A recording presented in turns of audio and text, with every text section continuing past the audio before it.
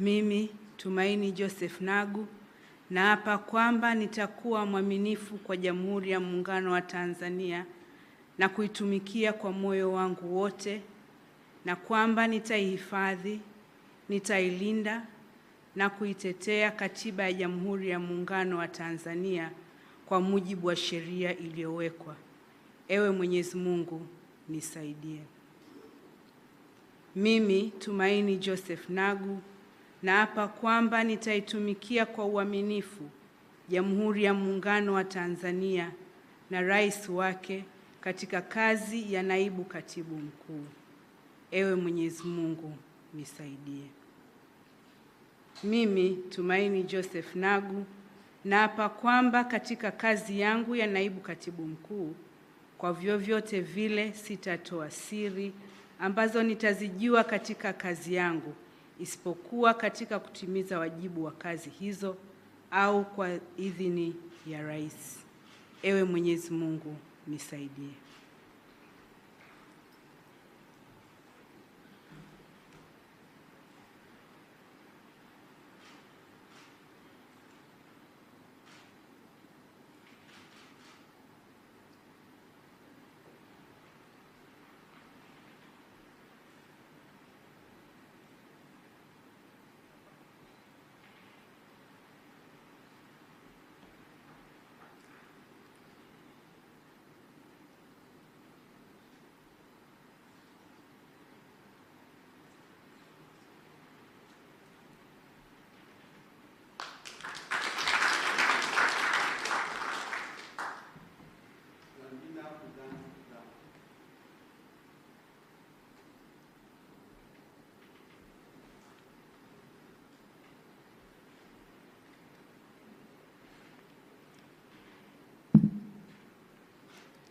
Mimi Blandina Buganzi Kilama naapa kwamba nitakuwa mwaminifu kwa Jamhuri ya Muungano wa Tanzania na kuitumikia kwa moyo wangu wote, na kwamba nitahifadhi, nitailinda na kuitetea Katiba ya Jamhuri ya Muungano wa Tanzania kwa mujibu wa sheria iliyowekwa. Ewe Mwenyezi Mungu nisaidie. Mimi Blandina Buganzi Kilama naapa kwamba nitaitumikia kwa uaminifu Jamhuri ya Muungano wa Tanzania na Rais wake katika kazi ya Naibu Katibu Mtendaji wa Tume ya Mipango. Ewe Mwenyezi Mungu nisaidie. Mimi Blandina Buganzi Kilama naapa kwamba katika kazi yangu ya Naibu Katibu Mtendaji wa Tume ya Mipango, kwa vyovyote vile sitatoa siri ambazo nitazijua katika kazi zangu, isipokuwa katika kutimiza wajibu wangu wa kazi hizo au kwa idhini ya Rais. Ewe Mwenyezi Mungu nisaidie.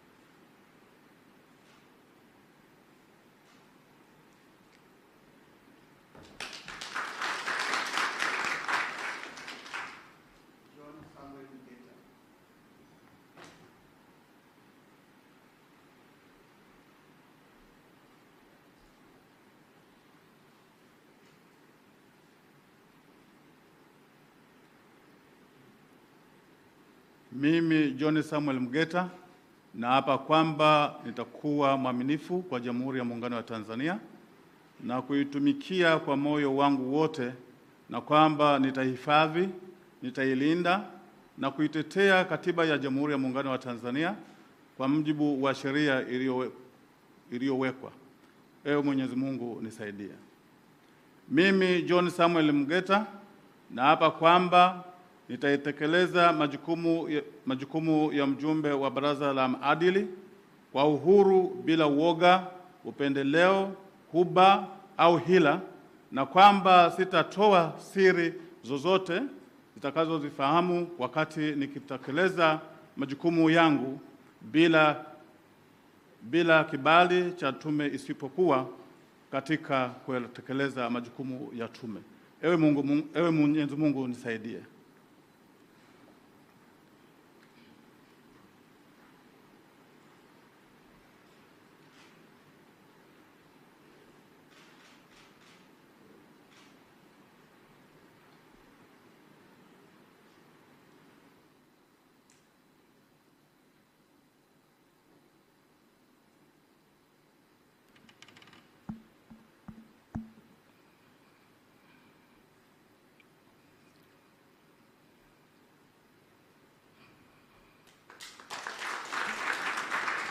Mheshimiwa Rais, kwa heshima na taadhima, naomba umruhusu sasa Mheshimiwa Katibu Mkuu Kiongozi aweze kuja kuketi.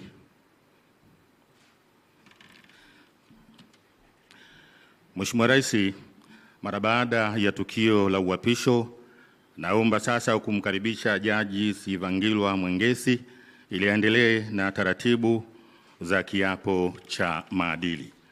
Mheshimiwa Rais, pamoja na viongozi ambao wameapa hivi punde katika eneo hili la kiapo cha maadili, watakuwepo pia viongozi wafuatao: Dr. Fredi Msemwa, Katibu Mtendaji Tume ya Mipango; ndugu Lazaro Jacob Twange, Mkurugenzi Mtendaji Shirika la Umeme nchini Tanzania TANESCO; na ndugu Tadei Aldo Kabonge, Msaidizi wa Katibu Baraza la Mawaziri. Mheshimiwa Jaji, kwa heshima na taadhima, karibu uendelee.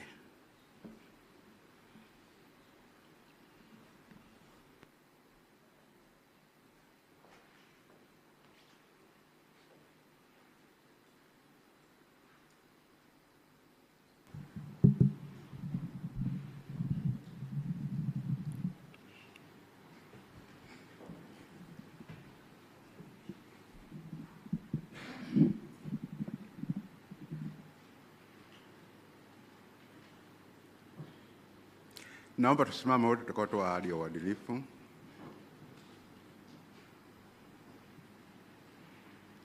Ahadi ya uadilifu kwa viongozi wa umma.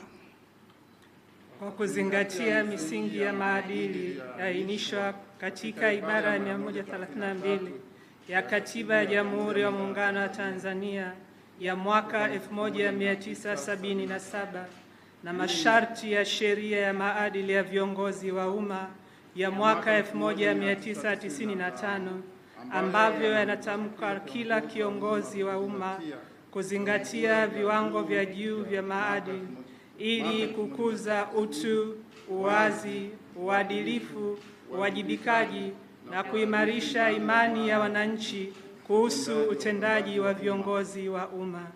Mimi Blandina Buganzi Kilama ninauahidi umma kwamba nitakuwa mzalendo na mtii kwa Jamhuri ya Muungano wa Tanzania.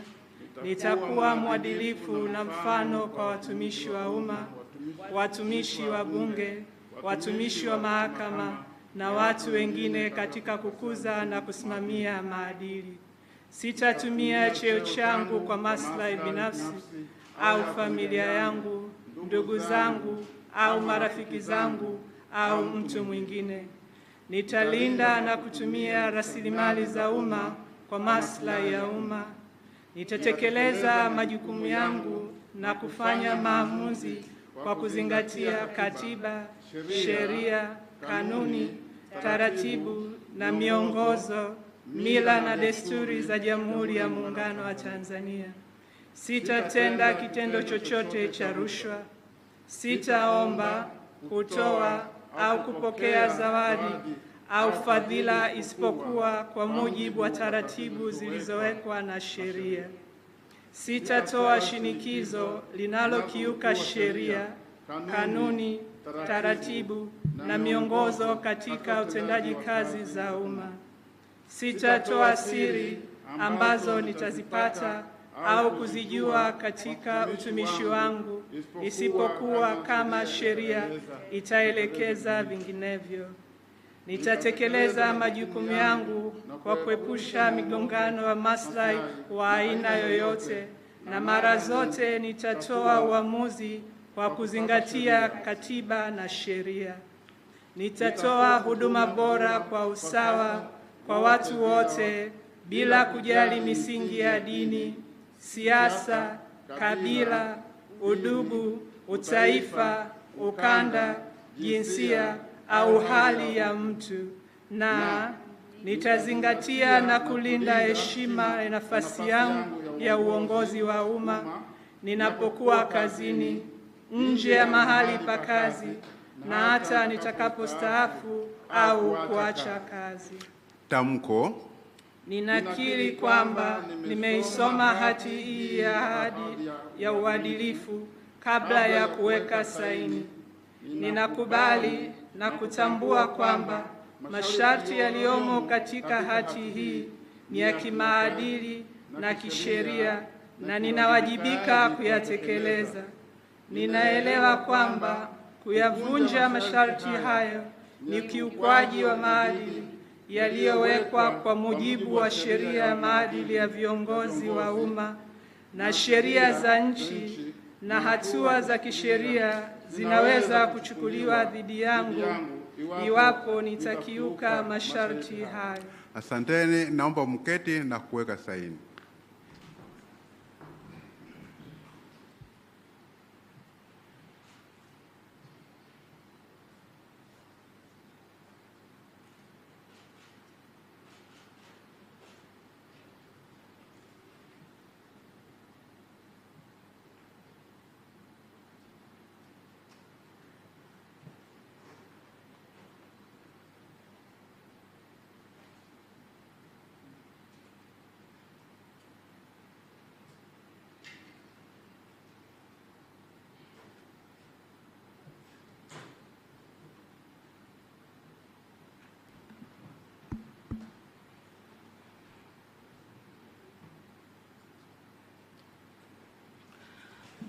Mheshimiwa Dr. Samia Suluhu Hassan, Rais wa Jamhuri ya Muungano wa Tanzania, Mheshimiwa Mohamed Mchengerwa, Waziri wa Nchi, Ofisi ya Rais, Tawala za Mikoa na Serikali za Mitaa, TAMISEMI, Mheshimiwa Profesa Kitila Mkumbo, Waziri wa Nchi, Ofisi ya Rais, Mipango na Uwekezaji, Dr.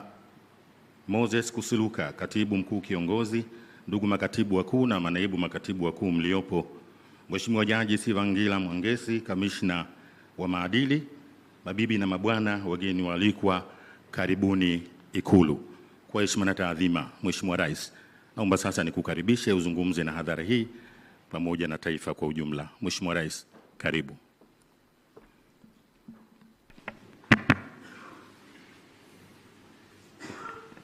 Tukae. Waheshimiwa mawaziri, Dr. Moses Kusiluka, Katibu Mkuu Kiongozi, makatibu wakuu, mwenyekiti wa Tume ya Maadili ya Viongozi wa Umma, viongozi wengine mliopo, wageni waalikwa, mabibi na mabwana, Jamhuri ya Muungano wa Tanzania. Baada ya shukrani kubwa kwa Mungu, nitumie fursa hii kuwapongeza viongozi wote mlio hapa leo.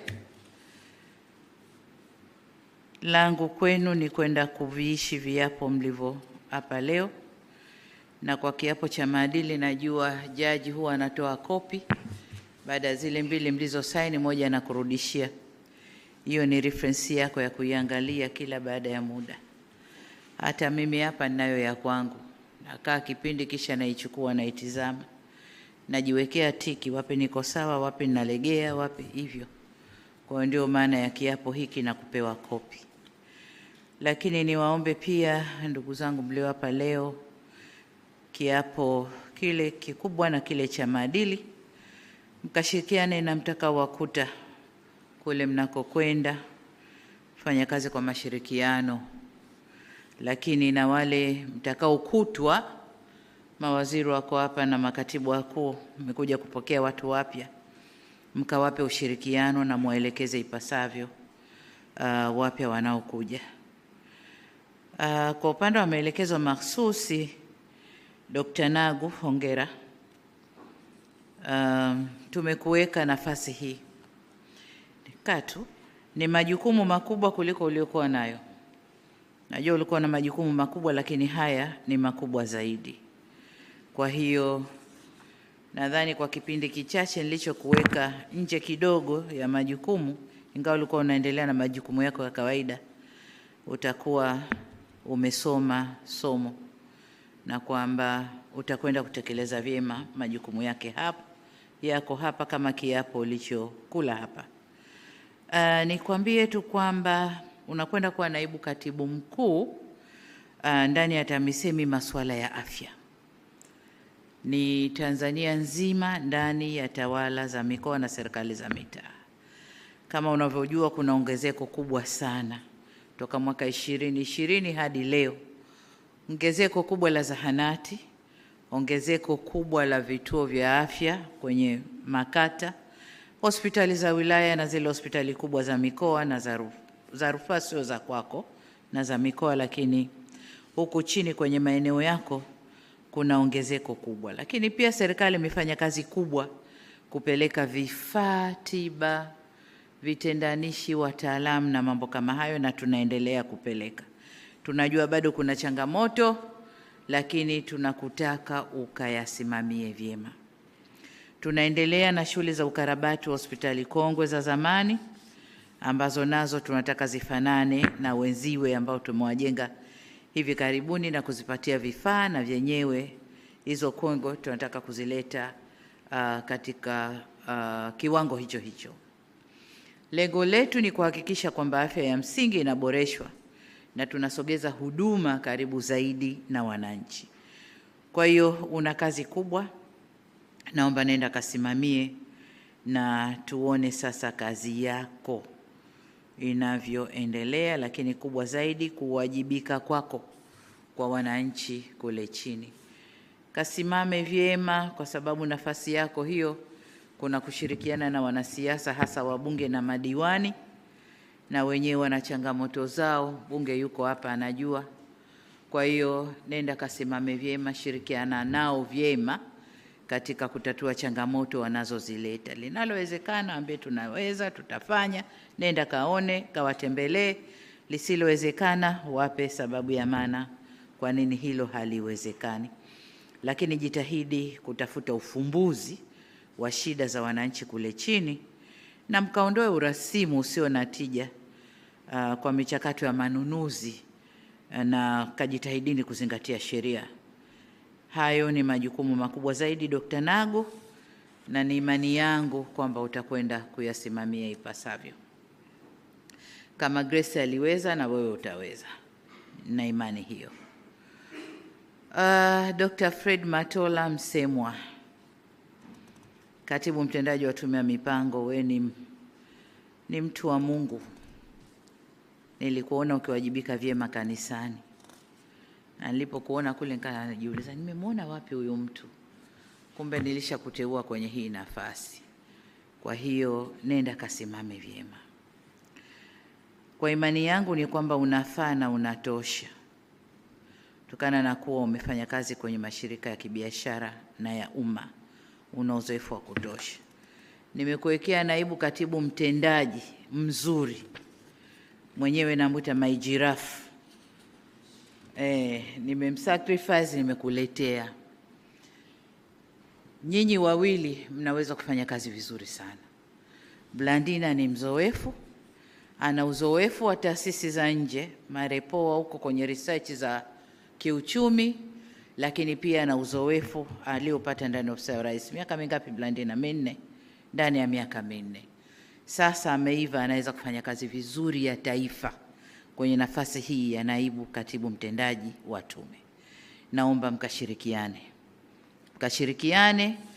Watanzania wana imani kubwa na tume hii.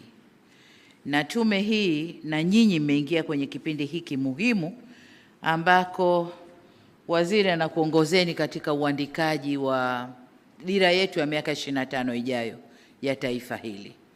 Waziri ameongoza vyema, dira iko hatua za mwisho, utekelezaji utawategemea nyinyi. Kwa hiyo naomba mwende mkasimame vizuri. Ni kipindi hiki kizito na kigumu ambacho mmeingia, lakini imani yangu kwamba mnaweza mkafanya vizuri. Lakini vile vile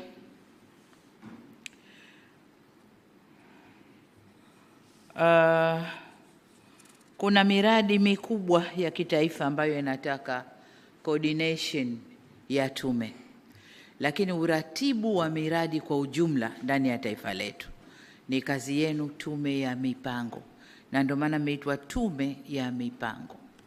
Kwa hiyo ndani ya wizara yenu kuna mipango na uwekezaji. Uwekezaji watakuwa wanapokea miradi mbalimbali, lakini nyinyi tume kazi yenu kuratibu na kuhakikisha kila mradi unaokuja kitaifa umekaa pahali pake, unatekelezwa ulivyo au vilivyo kama tulivyokubaliana kwenye mikataba yetu na huo mradi. Lakini jingine ni kwamba tunataka tuhakikishe mipango na miradi mbalimbali ya kisekta inafungamanishwa na malengo ya kitaifa. Kwa hiyo sio tu dumping ya miradi, lakini ile miradi ifungamanishwe na malengo ya kitaifa. Kwa hiyo niombe sana mkakae vizuri huko, mkashirikiane na wizara, lakini nyinyi tume ndio tunasema nini, sukani, ndio mnyororo utakaoendesha wizara.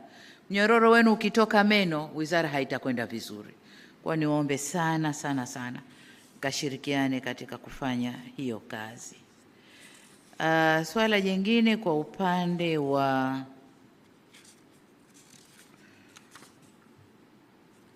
Dr. Blandina nilisha kuzungumza, na ni imani yangu hutokwenda kumwangusha mama huko nakokwenda. Kama nilivyokulea ndivyo utakavyokwenda kufanya kazi. Hiyo ni imani yangu. Ndugu Lazaro Jacob Twange, uliyekuwa DC, ulikuwa Ubungo. Haya, lakini nimetizama CV yako nikaona ulishapita kwenye mashirika ya umma na unajua mashirika ya umma yanavyoendeshwa. Nimekupeleka kwenye shirika ambalo ni security ya nchi yetu, na hii ni baada ya mchujo mkubwa, kuangalia loyalty, kuangalia uwajibikaji, experience na mambo yote. Umeibuka kwamba unaweza kushika shirika hili. Shirika hili kama nilivyokuambia ni security ya nchi, kwa sababu umeme ndani ya nchi yetu ndio kila kitu. Chukulia mfano, umeme uzimwe sio maeneo ya uchumi, maeneo ya wananchi tu. Wakose umeme siku 2 siku 3, kelele ya kisiasa itakayopigwa hapo. Lakini sasa chukulia upande wa pili wa maeneo ya uchumi. Umeme ukikosekana, ina maana uchumi wa nchi unakwenda kuzorota. Tumefanya jitihada kubwa kama serikali ya kuweka uzalishaji wa umeme kwenye vyanzo kadhaa.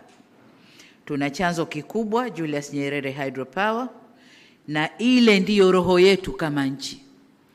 Pamoja na kwamba 60% so far tuseme imeshuka sasa baada ya Julius Nyerere kuzalisha, lakini huko nyuma ilikuwa 60%, sasa tuseme labda 40% ya umeme wote wa nchi hii unatokana na gesi. Kwa hiyo 60% utatokana sasa na vyanzo vingine baada ya Julius Nyerere kuanza kazi. Nikuombe sana, tuna umeme wa kutosha. Chalinze pale tunaingiza umeme wa kutosha. Tatizo tulilonalo ni transmission, kwenda kupeleka kaskazini na huko wanaita nini, sijui nyanda za juu kusini, sijui magharibi ya nchi. Miradi hiyo ipo, lakini kukuwa na kusuasua kukubwa kwa kuanzwa kwa miradi hiyo. Kaangalie na uhakikishe transmission inafanyika, kupeleka umeme kutoka kwenye grid sehemu hizo. Kuna vyanzo vidogo vidogo vinavyotoa umeme maeneo kadhaa ya Tanzania, na yenyewe ukayatupie jicho vizuri. TANESCO kama nilivyosema ni security ya nchi yetu, na umeme ndio security ya nchi yetu. Lakini tuna ongezeko la uwekezaji ndani ya nchi. Wote hawa viwanda vinataka umeme, na si tu kupata umeme, lakini reliable. Wahakikishe saa zote umeme upo, wanazalisha wanavyotaka, kiwango wanachokitaka, ili waweze kufanya uzalishaji na waweze kukuza uchumi wetu.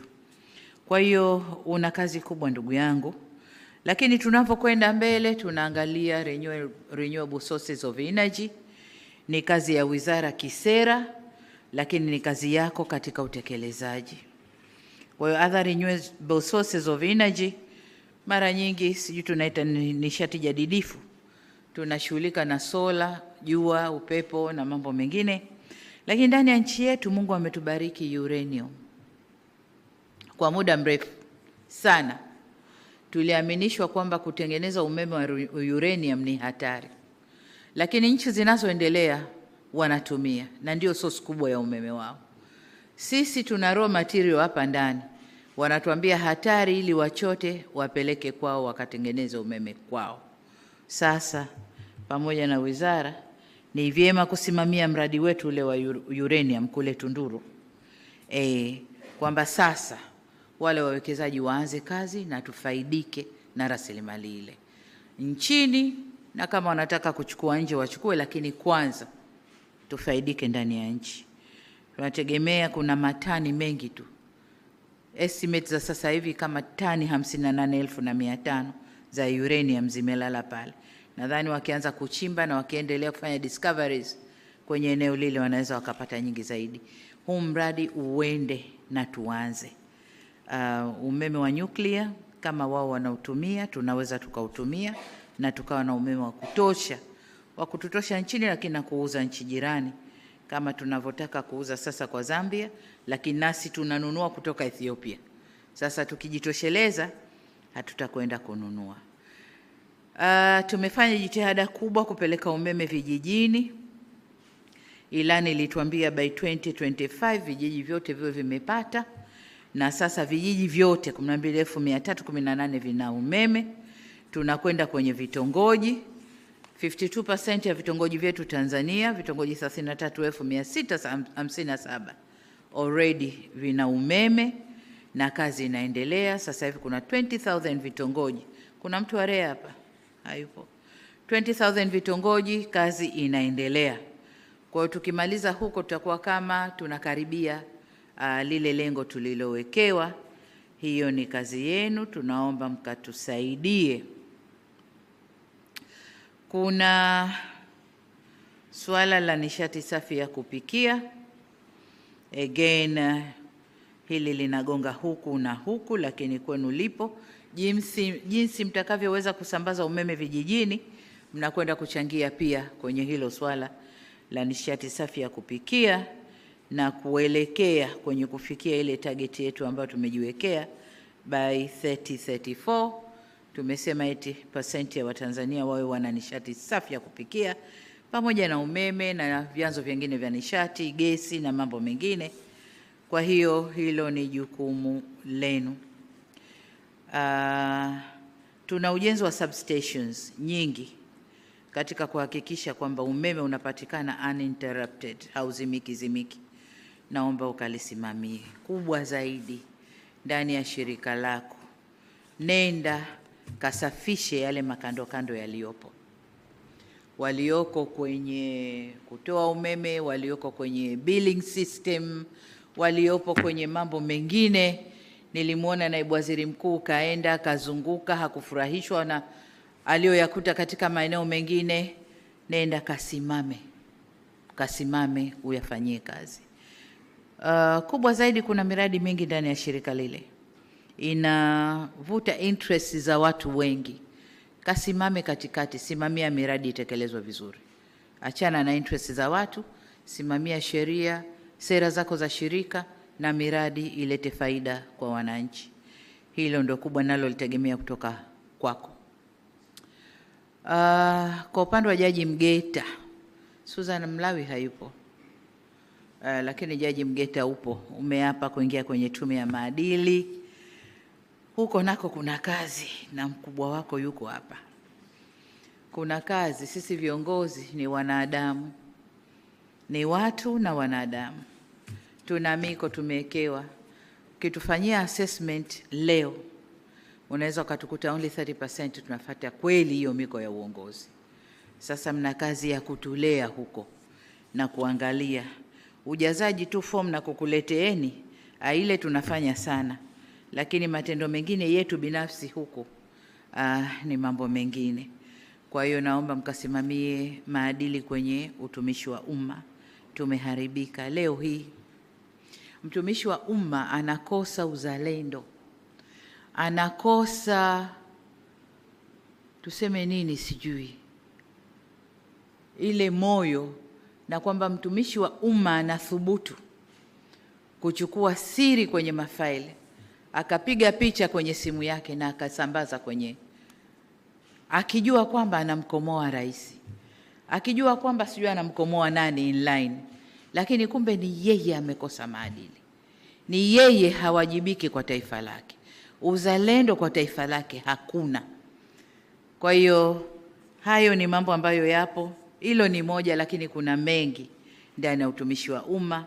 Katusaidieni, kwa sababu utumishi wa umma ndio engine ya uendeshaji wa nchi hii.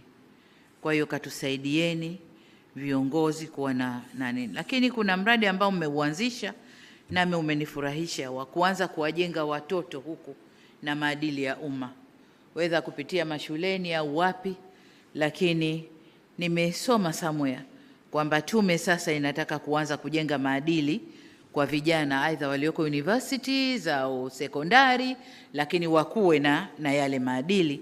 Itatusaidia sana, sababu Waarabu wanasema nakshi. Unajua nakshi, ile michoro ile mapambo unayoyachora kwenye jabali yanakaa zaidi, lakini ukiyachora kwenye mchanga upepo ukipita Sasa watoto ni majabali yetu, yanakuja. Kwa hiyo mkijenga akili zile, mkizianza sasa hivi, zitakaa vizuri kuliko sisi wakubwa. Jitu lishapotoka huko nje, unaliteua, unaliweka, linakwenda na imani yake ile ile. Nikifika watanijua, baada ya miaka miwili mimi nataka niwe somebody, nionekane, badala ya kutumikia nchi anajitumikia mwenyewe. Kwa hiyo nendeni katukumbusheni maadili yetu yakoje. Basi nihitimishe kwa kuwataka wateule wote mkafanye kazi kuendana na viapo vyenu mlivyo hapa leo, mkawatumikie Watanzania kwa uadilifu na kwa uwezo wenu wote. Taifa hili ni letu, wawajibikaji wa kulijenga taifa hili ni sisi. Mlio hapa, tuliopo na waliopo ni sisi na hakuna mwingine. Na kwa sababu ya uzuri na madhubuti wa taifa letu, mnaona yanayotokea leo. Kwamba nchi, watu kutoka kwengine wanataka kuja kuvuruga huku ndani. Sasa hii kazi ya kulinda hilo sio yangu peke yangu, wala sio vyombo vya ulinzi na usalama peke yao, ni sote. Ni sote, kwa sababu wakikosa huku watapita huko, kupita mawizara, mashirika yetu, nani watataka kuingia huko kuvuruga. Naomba mkalinde taifa lenu. Hii ndio rasilimali yetu tulioachiwa, hatuna nyingine, nendeni kailindeni. Baada ya kusema hayo, niwashukuru sana sana sana na niwatakie kazi njema. Asanteni sana. Asante. Naomba, tunakushukuru sana Mheshimiwa Rais. Kwa heshima na taadhima, naomba Mheshimiwa Rais sasa uridhie kwa ajili ya kupata picha za kumbukumbu hapo nje mbele ya jengo. Asanteni sana. Naomba sasa viongozi tutangulie nje haraka haraka. Sasa wale watakaohusika na picha, viongozi twendeni nje wote. Tufanye haraka. Waliowapa leo, waliokula kiapo cha maadili, lakini pamoja na familia za viongozi, twendeni nje haraka.